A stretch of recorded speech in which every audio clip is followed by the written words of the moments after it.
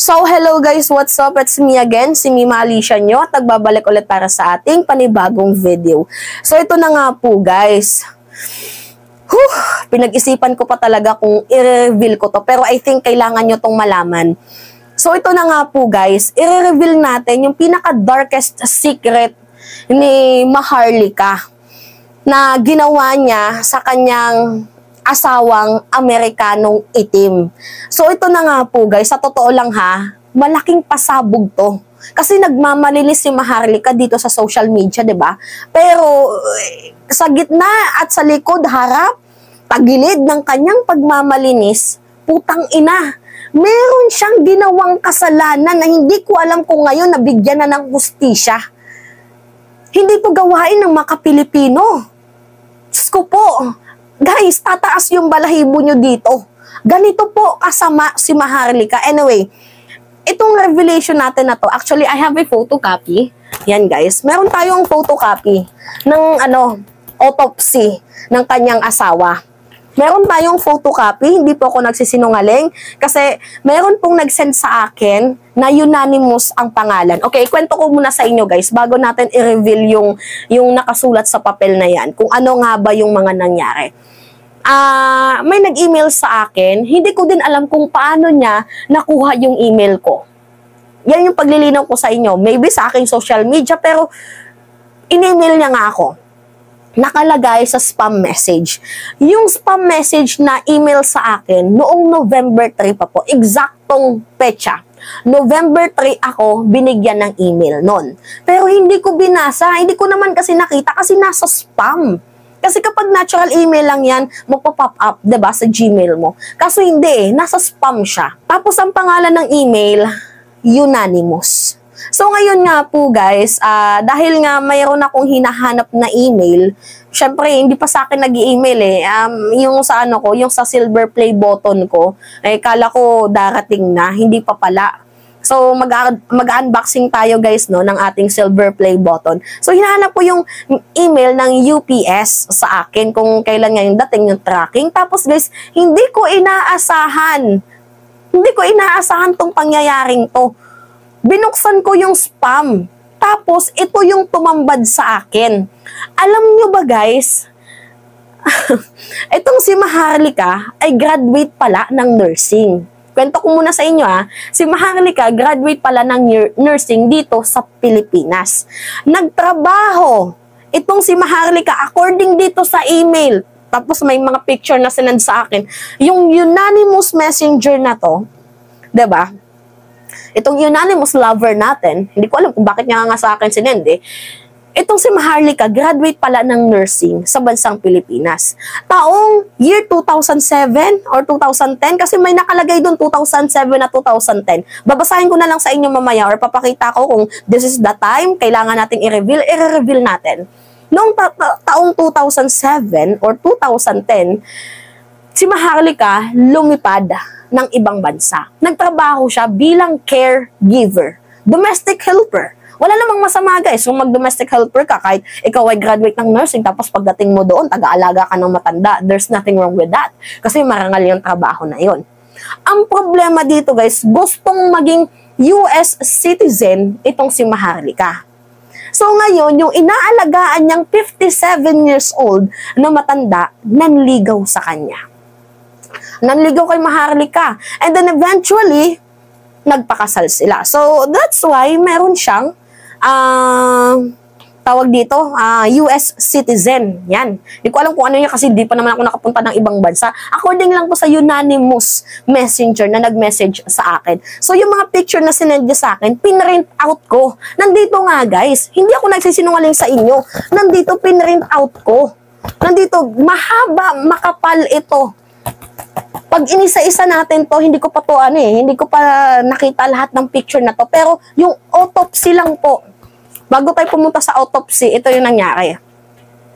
Yung asawa niya, nagkaroon sila, hindi daw talaga, kasi according to sa unanimous lovers na nag-send sa atin, nagkaroon ng anak, itong si Maharlika. Kasi nung lumipad siya, doon sa ibang bansa bilang domestic helper, bata-bata pa naman itong si Maharlika. So, najuntis ang lola nyo.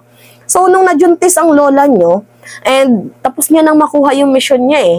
Kaya gusto din atang humanap ng matigas na hotdog at hindi na malumanay, malamtay na hotdog itong si Maharlika. Alam niyo kung ano ginawa niya sa kanyang asawa? Nilason niya. Nakalagay dito sa autopsy. Nilason niya ang kanyang asawa. At ito yung malala dito, guys, kasi siya yung nag-aalaga sa kanyang asawa, 'di ba? Inaalagaan niya itong kanyang asawa. Ito yung mas nakakaiyak dito, yung masaklap dito. Hindi man lang nabigyan ng hustisya itong pagkategi ng kanyang asawa. Alam niyo kung bakit hindi nabigyan ng hustisya, guys? Kasi actually nireklamo itong si Maharlika ng tawag dito, ng pamilya ng lalaki. Pero dahil nga meron silang anak, at 4 years old pa lang during that time, kasi 'di ba 57 itong matanda, namatay mga 60, 61, 62, basta ganoon. After 4 years nga po, guys, compute nyo na lang, nategi nga itong asawa at lumabas sa autopsy na nilason. So sino pa ba yung maglalason doon? Si Maharlika, kasi siya lang naman yung nag-aalaga doon eh. At saka nurse. May pinag-aralan itong si Maharlika. Diba, inamils ka, nanggigigil ako sa'yo, hindi gawain ng Pilipino yung ganun. Diba? Tapos yung pangalawa niyang asawa ngayon, ewan ko kung sila pa, kasi according lang din dito sa unanimous na to, pinipirahan niya. Kasi sandamakmak pala yung nakapatong na kaso sa kanya ngayon. Pinipirahan niya yung pangalawa niyang asawa. So going back dito sa kanyang first na asawa, kinasuhan siya ng pamilya ng lalaki, ng Black American. Ang problema nga lang dito, hindi itinuloy yung kaso kasi meron silang anak. Meron silang anak na na lalaki. So yung kulay ng lalaki kayumanggi. Hindi naman totally black, hindi din totally white. Parang kutis Pilipino. Kutis Pilipino nga kasi black and white. Ano pa bang labas nun? Di moreno. 'Di ba? So itong kanilang anak na lalaki, hindi pa din nasasagot yung mga tanong na tinatanong ng anak niyang lalaki sa kanya kung nasaan yung tatay. At hindi ko din alam kung nasa poder pa ni Maharlika or nag-asawa na. Kasi hanggang doon lang naman yung kwento sa akin ng ng unanimous lovers natin. Sa totoo lang, guys, wala akong balak halukayin itong buhay ni Maharlika. Pero nandito sa papel na to, ipapakita ko sa inyo soon. Siguro this is not the right time para i-reveal ko muna yung autopsy ng kanyang asawa. Kasi nakalagay din doon kung ano yung pangalan ng kanyang first na asawa, kung kailan namatay, anong hospital, ano yung gamot na ginamit para itegi itong kanyang asawa. Pero guys, yung pinaka-overall concept lang natin dito, yung pinaka-main objective lang natin dito sa sinasabi natin ngayon is, putang ina ka, bakit mo ginawa yun? Tapos ngayon, nagmamalinis ka. 'Di ba? So, sobrang linis mo, hayop ka, ikaw pala tong merong sandamakmak na baho na itinatago. Hindi ka ba nahihiya nun? Ha? Hindi ka nahihiya nun? Well, kung gusto niya akong kasuhan, dahil kung sa paningin niya, paninirang puri, yan, haharapin ko. Haharapin ko, guys. Hindi ko aatrasan yan. Haharapin ko itong kaso kung kakasuhan niya man ako. Hindi ko yan naatrasan. Kahit saan korte kami magkita, papalag ako. Kasi yan naman yung sinabi sa akin ng unanimous lovers na nag-email sa atin noong November 3 pa. Tangina ka, Maharlika, pati ba naman, tas guys, meron nakita sa autopsy na kinukurot yung bakas ng kuko, yung parang bakas ng pambubugbog. Syempre, 'di ba, ugod-ugod na yung tao. Hindi ko nga alam kung paano sila nagjarjaran eh.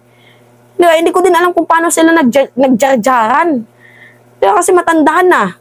Or baka pwedeng nagpa-IBF. Basta yung kumukuha na lang cells sa matanda at kukuha ng cells dito sa babae.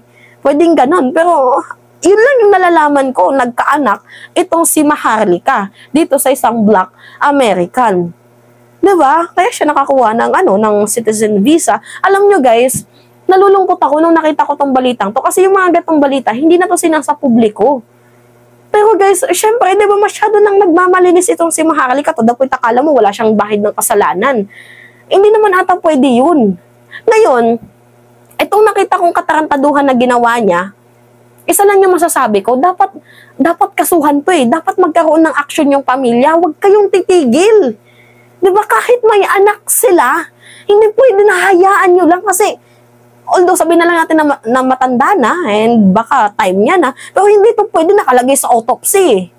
Nakalagay sa autopsy, guys, na yung Diyosawa niya ay nilason. Tapos guys, siguro sa susunod na content natin, sasabihin natin kung ano yung gamot na ginamit. Kasi magugulat din kayo, guys. So, isa-isahin natin to para malaman. Pero yung punto ko lang dito, guys, jutang inina ka, bakit mo ginawa yun? Diba?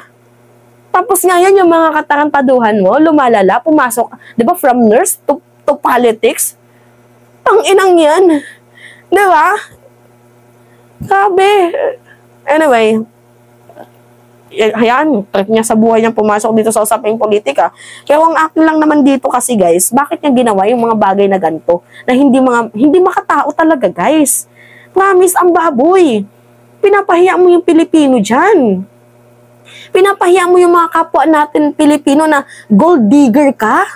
Sko po. Tapos pag nakuha mo na yung gusto mo, lalasunin mo. Sko po, guys. Yung unang bahay din pala, guys, ni Maharlika, actually, babalikan ko pa tong email sa akin ni Unanimous Lover natin. Yung pinakaunang email niya sa akin, may bahay pala, binigyan pala ng house and lot, itong si Maharlika. Actually, meron din akong papers, ewan ko kung na-print out ko ba, kasi lahat naman kasi ng papel na sinend sa akin ng Unanimous Messenger Lover natin, pinrint out ko. Parang may nakita akong dun yung about sa ng bahay, yung sa pagbili. Basta may papeles, ipapakita ko sa inyo soonest kapag kailangan ng i-reveal ko. Hindi po tayo fake news dito. Meron po talaga. So, yun lang. Hoping sana na tigil-tigilan na ni Maharlika ang kanyang paninira kasi nga, mas may kasiraan pa siya. 'Di ba? So, madami-dami to. Madami-dami to, guys. Pati yung yung bahay nila dito sa Manila, madami din palang gamit na naiwan itong si Claire Eden Contreras aka Maharlika. So, i-reveal natin yung mga picture soonest kapag kailangan ng i-reveal. Kapag hinanapan niya ako, nasaan yung ebidensya mo? Sige nga, ilabas mo nga. Ilalabas natin yan, guys. Don't worry. Trust me, guys. Ilalabas natin yan kapag sinabi ni Maharlika na, sige nga, ilabas mo nga yung dokumento kung hindi ka nagsisinungaling. So, hinahamon kita, Maharlika, totoo ba itong sinend sa akin ng Unanimous Lover, Unanimous Messenger natin about sa asawa mo? Totoo ba na tinegi mo? Kasi may autopsy, guys, pati pangalan ng asawa niya nandito. Diba? Ano kala niya sa akin? Magsasalita ako nang walang sapat na ebidensya? Nako, sinasabi ko sa'yo, Maharlika, bago-baguhin mong estilo mo kasi, nako, diba? Akala mo ikaw lang yung magaling. Akala mo ikaw lang yung marunong. Akala mo ikaw lang. Diba? Akala mo lang yun. So anyway, it's me again, guys, si Mima Alicia nyo at nagbabalik ulit para sa ating panibagong video.